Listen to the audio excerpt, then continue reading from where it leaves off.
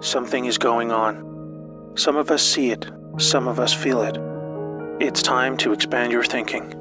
You will need to reset everything you thought you knew about the world, about the people you trust, about history, about yourself. Let me tell you a story. For a very long time, our world has been under the growing influence of a vast transgenerational criminal mafia that was able to rise up to the highest levels of power. We didn't know it because they talked and acted just like you and me. We thought we could recognize true criminals by their words and actions, but were deceived by their sophisticated speech, wealth, education, beauty, and power. Through a system of threats, blackmail, and bribery, they would come to occupy the highest levels of power in government, corporations, and education. You may know them as the Deep State or Cabal. Most dangerously of all, they achieved almost total influence over the media, their primary means of controlling the good people of the world who were just trying to get on with living.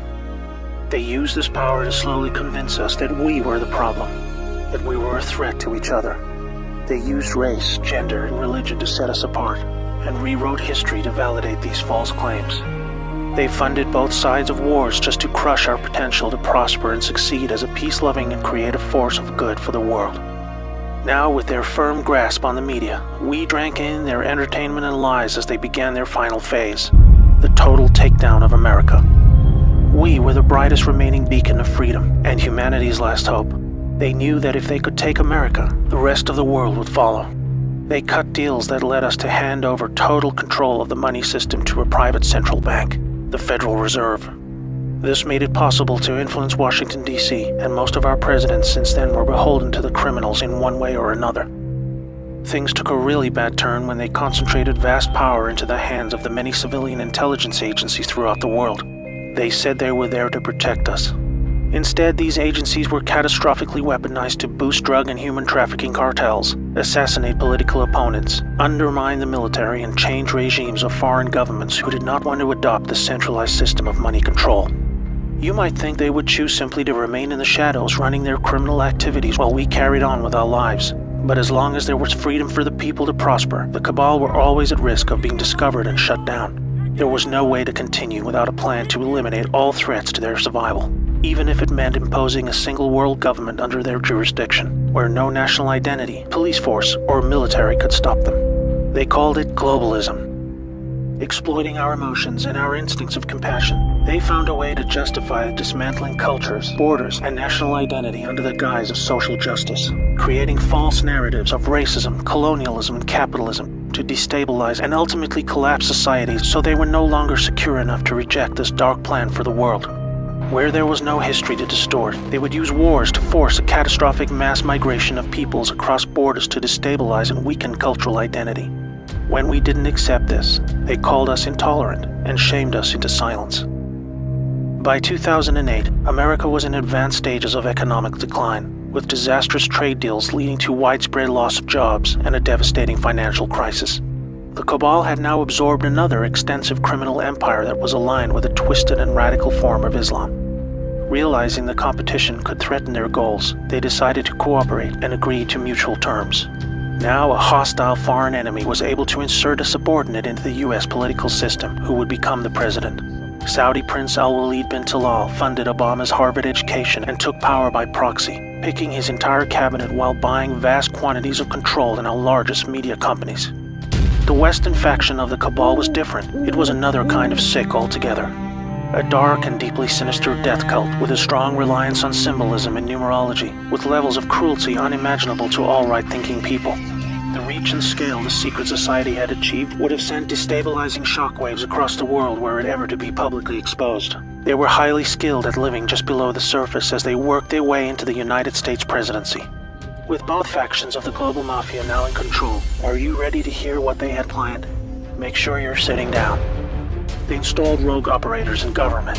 They opened back doors to leak highly classified military intel and top-secret special access programs. They cut military funding and weakened the command of generals with irrational new rules of engagement. They worked to dismantle NASA and end our supremacy in space. They infiltrated and exposed defensive military intelligence programs that reduced our ability to detect foreign and domestic threats. They used our trusted agencies to target and weaken political opponents. They relaxed our borders and enabled passage of millions of illegals and violent criminal gangs. They moved money to fund global terrorism, resulting in groups like ISIS moving to capture vast territories throughout the world. In 2016, the Cabal Alliance had hoped to retain power. If you are not yet chilled to the bone by the picture that is forming about their intentions for us all, let me tell you what was to come next. Through international climate change scams, they would have siphoned trillions of remaining wealth, eliminate the last good guys in government, and withdraw total funding from the US military, handing over the responsibility of our defense to the United Nations. They would revise the Constitution to weaken our ability to fight back, ban the sale of firearms to eliminate our self-defense, insert their people into the Supreme Court, remove the Electoral College system to neuter our voting power, and totally eliminate alternative media to shield them from exposure. They instigated a covert deal to move large quantities of our uranium to their captured states in North Korea and Iran to build up a nuclear arsenal that would threaten the world. For this, they blamed Russia, a growing force of opposition to their ambitions of global control. By casting Putin as an enemy and blaming him for this illegal uranium deal, they had planned a devastating nuclear world war between America and Russia that would have exhausted the last two remaining pillars of freedom for the world, accelerating the horrific endgame that had become inevitable. This cabal miraculously lost power in 2016 when a brave operation, led by a US military alliance and their global partners, were able to return power legitimately over to the light. They had a plan of their very own, one that was many decades in the making. With Donald Trump selected for the role of president, the people of America was slowly awakened to the reality of the world they live in. With so much hidden and lied about in the media channels we had come to trust for our news and entertainment, this alliance of good set into motion a sophisticated strategy of dismantling the vast network of corruption that had almost completely overcome every level of government, industry, and the legal system. They knew they had to follow the laws of the land as they were originally intended, otherwise they themselves would be delegitimized, even though they were just trying to free us from the silent stranglehold of tyranny that we had come to accept as normal. The panicking deep state used any remaining power they had left to try and save themselves. Each day for 2 years was a careful and meticulously planned balancing act between public perception and the job that needed to be done. Moving too fast would shock and scare a sleeping public still living in the prison of the mind that was created for them. But after all this, it appears now that not only are we winning, but we have won. The trajectory of this great storm is now radiantly clear. Now we look forward to a new future, thanks to the brave patriots who risked everything to save our world. This time for good. There is not a person alive who has experienced what a world without this darkness could be like. A world of free energy that was kept from us to force our dependency on their fossil fuel monopolies. Abolishment of income tax that was illegally imposed to pay back interest on loans taken from the cabal banking system. Released cures for our most deadly diseases. Unleashed space technologies to open frontiers we never dreamed possible. New technologies creating millions of jobs and yielding a global human renaissance the likes of which we have never seen. Fellow Americans and citizens of the world, now it is our turn to shine. Wherever we are, we will become the plan when we choose to reject what they called globalism. We recognize the words they use to bend us to their will, and we say no more. It's time to turn off the media, follow your instincts, trust yourself, and be the plan. May God bless America and the world. Can you say why America is the greatest country in the world? Diversity and opportunity. Freedom and freedom. So let's keep it that way. Well, The New York Jets.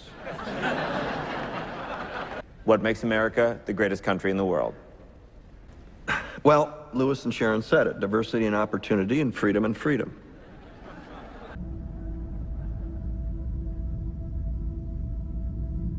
I'm not letting you go back to the airport without answering the question.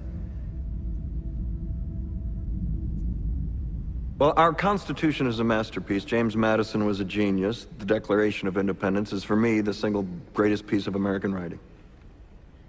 You don't look satisfied. Why is America Not the greatest country in the world, Professor. That's my answer.